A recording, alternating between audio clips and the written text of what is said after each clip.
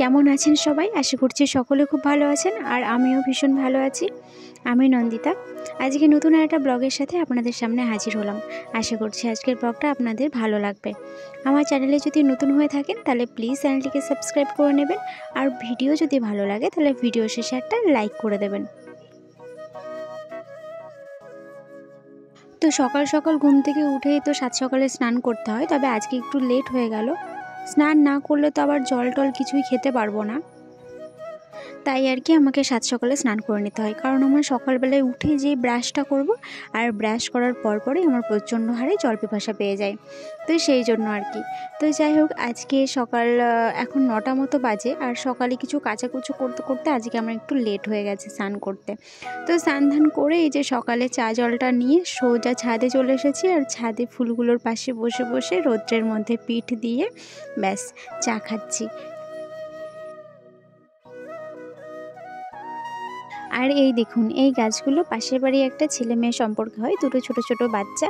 ওরা কিনে নিয়ে আমার ছাদে এসে রেখে গেছে, বলছে কাকিমা তুমি এগুলো রাখো, আমরা স্কুল থেকে ফিরে এসে আবার নিয়ে যাব। তো যেহেতু ওদের বাড়ি প্রচুর ছাগল টাগল আছে, সেই জন্য খেয়ে নিতে পারে, সেই জন্য আর কি আমার কাছে সুরক্ষিতভাবে রেখে গেল।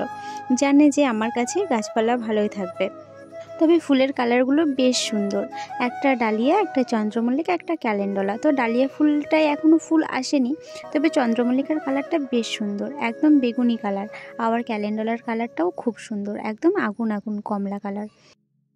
আর তারপর এই যে কোলের মধ্যে ফুলটাকে নিয়ে একটু মাঝে মধ্যে নাড়িয়ে দিচ্ছি, বেশ মাথাটা দুলদুল করে দুলছে, বেশ ভালো লাগছে দেখতে। তো যাই হোক, ওর সৌন্দর্যটা একটু উপভোগ করছিলাম। আর ছাদ তো সবসময় পরিষ্কার পরিচ্ছন্ন থাকলে কতই না ভালো লাগে, বিশেষ করে ছাদ হোক বা ফুলের বাগান হোক। তো ফুলের বাগান তখনই সবথেকে বেশি সৌন্দর্য প্রকাশ পায় যখন ফুল ফোটে, কিন্তু তার থেকেও আরও বেশি সৌন্দর্য প্রকাশ পায় যখন বাগান পরিষ্কার থাকে, গাছের গোড়াটোড়াগুলো একদম পরিপাটি থাকে, তখন যেন সত্যিই খুব ভালো লাগে। তবে যাই হোক, ছাদ বাগানই বলেন আর ব্যালকনি বাগানই বলেন বা এমনি বাগানই বলেন, যদি সত্যি সুন্দরভাবে পরিষ্কার পরিচ্ছন্ন থাকে তবে সত্যি মন ভরে যায়। তো যাই হোক, আমি আমার পক্ষে যতটা সম্ভব আমি ছাদটাকে সবসময় পরিষ্কার পরিচ্ছন্ন করে রাখার চেষ্টা করি, কারণ আমার সকাল বিকেল সময় কাটানোর মতো জায়গা এই এই এই এক টুকরো ছাদ বাগান। আর এদিকে দেখুন, হাজারি গোলাপটা বেশ অনেকটা ফুটে গেছে, আর কালারটা কিন্তু আগের থেকে অনেকটা হালকা হয়ে গেছে। তো যাই হোক, ফুল যখন কুড়ি অবস্থা থেকে যখন ফোটে তখন তার একরকম রূপ থাকে, আর যখন একদম শেষের দিকে যায় তখন আবার আর এক রকম রূপ হয়ে যায়। তো আমি নার্সারিতে একটা সাদা কালারের হাজারি গোলাপের অর্ডার দিয়েছি। আমি আদৌ জানি না যে সাদা রঙের হাজারি গোলাপ পাওয়া যায় কি না। এখন যে গোলাপটা দেখছেন এটা নিশ্চয়ই দেখে মনে হচ্ছে এটা খয়েরি কালার। অ্যাকচুয়ালি এই ফুলের গাছটা আমাকে গিফট করেছিল আমার হাজব্যান্ড বিবাহবার্ষিকীতে। তো যাই হোক, আমি প্রথম যখন নার্সারিতে যাই ফুলের কালারটা দেখে আমার ভীষণ পছন্দ হয়ে গেছিলো। তো টব শুদ্ধ একদম 2-3টে ফুল ফুটেছিল, তো সেই অবস্থায় আমি নিয়ে চলে এসেছিলাম। কিন্তু পরবর্তীতে এর কালার আবার চেঞ্জ হয়ে অন্যরকম কালার হয়ে যায়। তো এই যে প্রথম অবস্থায় যখন নিয়ে আসি তখন এরকম কালার ছিল, কিন্তু ভবিষ্যতে আবার এরকম একটা কালার চলে আসে। তো এই কালারটাও কম মিষ্টি নয়, আমার কাছে তো ভীষণ ভালো লেগেছে দ্বিতীয় কালারটা।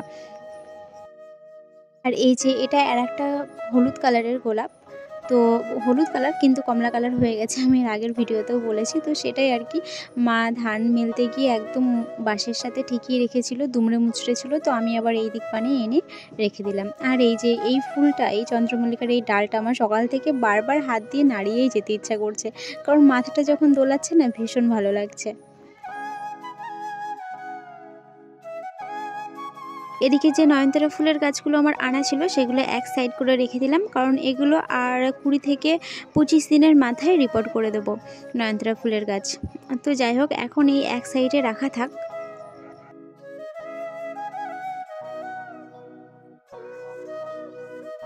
এবার আসছি জবাতে।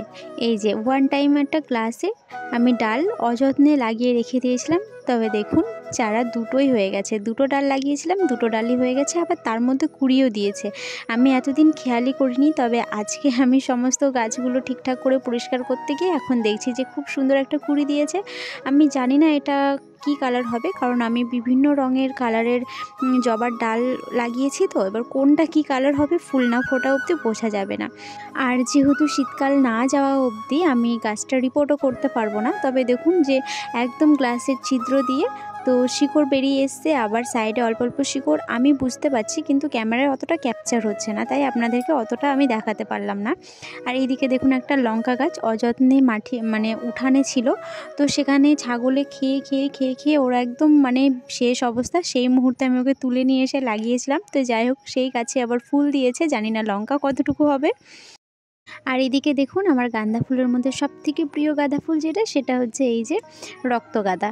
এটা থেকে একটা করে ফুটতে শুরু করে দিয়েছে ফুলগুলো। তবে এর আগের বছরে আরও সুন্দর হয়েছিল আমার এই রক্তগাঁদা। আর এই যে বললাম ছাদ পরিষ্কার থাকলে কতই না সুন্দর লাগে। দেখুন আমি ছাদটা এখনই পরিষ্কার করলাম, বেশ সুন্দর লাগছে। এখন মনে হচ্ছে যেন অনেকটা সময় ছাদে কাটানো যাবে। তো সবাই খুব ভালো থাকবেন, সুস্থ থাকবেন। আজকের মতো ভিডিও এইটুকুই, দেখা হচ্ছে নেক্সট ব্লগে। আজকের মতো টাটা।